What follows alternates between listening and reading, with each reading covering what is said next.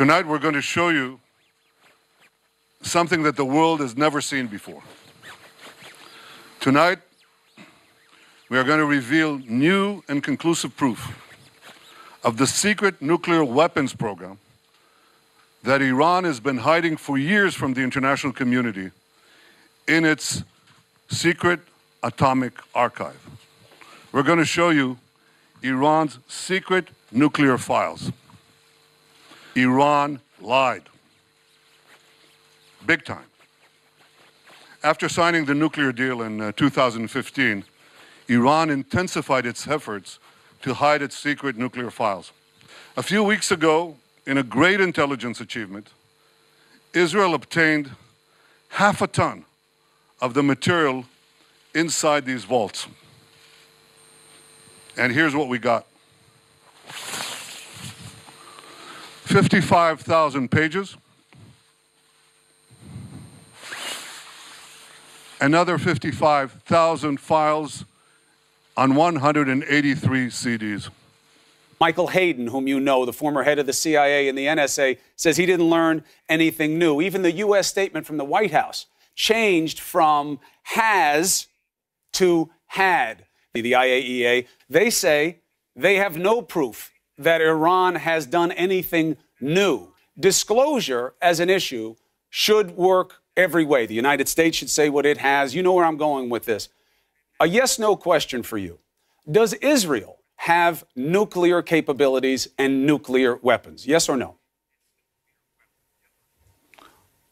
We've always said that we won't be the first to introduce it, so we haven't introduced it. But that's not an answer to the question. Do you have them or do you not? Of any country. It's as good an answer as you're going to get. Wir sind ganz fest, ich habe das eben beim Präsidenten schon mal gesagt, mit Israel einer Meinung, dass alles getan werden muss, den Iran daran zu hindern, eine nukleare Bewaffnung zu bekommen. Benjamin Netanyahu, there's nobody like him. He's a winner. He's highly respected. He's highly thought of by all. He's done a great job as Prime Minister. He's tough, he's smart, he's strong. A strong Prime Minister is a strong Israel. And you truly have a great Prime Minister. It's terrorism. They have to be prepared to suffer. Our enemy is a radical network of terrorists and every government that supports them. And do the various critics, especially overseas, believe that a clear connection between Saddam and September 11th must be established before we have a right to prevent the next September 11th? Well, I think not. You talked about a network of terror. Are there any other nations that you would recommend that the United States launch preemptive attacks upon at this point? Iraq, Iran, and Libya are racing to develop nuclear weapons. So now what is the next step? I believe that the next step is to choose. It's not a question of whether you have to take action, just choose the right one. But what kind of action and against whom? The question now is a practical question. What is the best place to proceed? It's not a question of whether Iraq's regime should be taken out, but when should it be taken out? It's not a question of whether you'd like to see a regime change in Iran, but how to achieve it. Iran has something that Iraq doesn't have. Iran has, for example, 250,000 satellite dishes. It has internet use. I once said to the heads of the CIA when I was prime minister that if you want to advance regime change in Iran, you don't have to go through the CIA cloak and dagger stuff. What you want to do is take very large, very strong transponders and just beam Melrose Place and Beverly Hills 2050 and all that into Tehran and into Iran, because that is subversive stuff. They watch it, the young kids watch it, the young people, they want to have the same nice clothes at the same houses and swimming pools and so on. On the other hand, if you take out Saddam's regime, I guarantee you that it will have enormous positive reverberations on the region. And I think that people sitting right next door in Iran, young people, and many others will say, the time of such regimes, of such despots, is gone. There is a new age, something new is happening. Does Iraq possess weapons of mass destruction? This is an opportunity to reach the British people and the forces of peace in the world. There is only one truth, and therefore I tell you, as I have said on many occasions before, that Iraq has no weapons of mass destruction whatsoever. We challenge anyone who claims that we have to bring forward any evidence and present it to public opinion. My fellow citizens, at this hour, American and coalition forces are in the early stages of military operations to disarm Iraq, to free its people, and to defend the world from grave danger. We've heard nut jobs, especially in Iran, for a very long time. What makes you say we should take this nut job at his word? Why is this guy different than what we have seen with religious fanatics that are really only interested in power and not interested in the apocalypse? Well, I was getting this question in the 1990s, and I said that the West really doesn't understand militant Islam.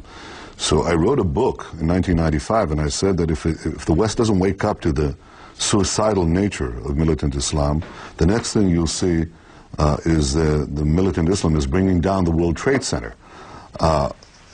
Other nut ideologies don't do that, but militant Muslims do, and they are competing. They have two strains: the Sunni type, led by Al-Qaeda, who have done the World Trade Center; the Shia types, led by Iran, who want to top that by having nuclear weapons with which they can dominate the world. Diese historische Verantwortung Deutschlands ist Teil der Staatsräson meines Landes. Das heißt, die Sicherheit Israels ist für mich als deutsche Bundeskanzlerin niemals verhandelbar. If these are the facts, and they are, where should a red line be drawn? A red line should be drawn right here.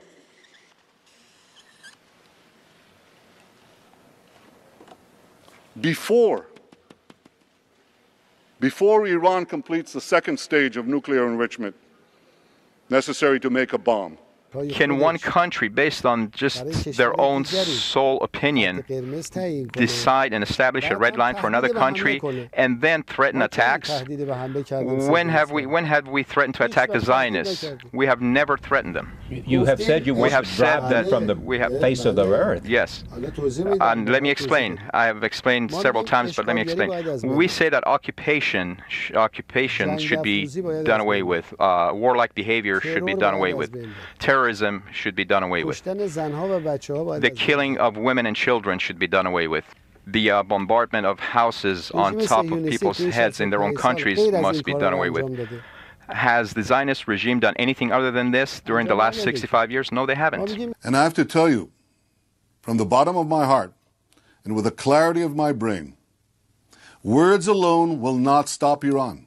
Nuclear weapon and other weapons of mass destruction have no place in Iran's security and defense doctrine and contradict our fundamental religious and ethical convictions. Stop your nuclear program. Why do you need underground bunkers? Why do you need ICBMs? Why do you need to enrich uranium? What is the justification of not taking this position? They say, well, it offends Iranian pride. So what? I mean, if this position was taken in the 1930s against Germany, it would have offended German pride, but it would have saved millions and millions of lives. You do not want to give this medievalist regime in Iran that throws acid in the faces of women, that oppresses gays, that subjugates an entire population, that export terrorism far and wide. Don't give these violent medievalists atomic bomb. Israeli Prime Minister Benjamin Netanyahu is celebrating a big election victory. Ladies and gentlemen, the purpose of my address to Congress tomorrow is to speak up about a potential deal with Iran that could threaten the survival of Israel. Now, disagreements among allies are only natural from time to time, even among the closest of allies, because there are important differences between America and Israel. American leaders worry about the security of their country. Israeli leaders worry about the survival of their country. And don't be fooled. The battle between Iran and ISIS doesn't turn Iran into a friend of America. Iran and ISIS are competing for the crown of militant Islam. For over a year, we've been told that no deal is better than a bad deal. Well, this is a bad deal. It's a very bad deal. We're better off without it. Today, after 2 years of negotiations, the United States, together with our international partners, has achieved something that decades of animosity has not. A comprehensive long-term deal with Iran that will prevent it from obtaining a nuclear weapon.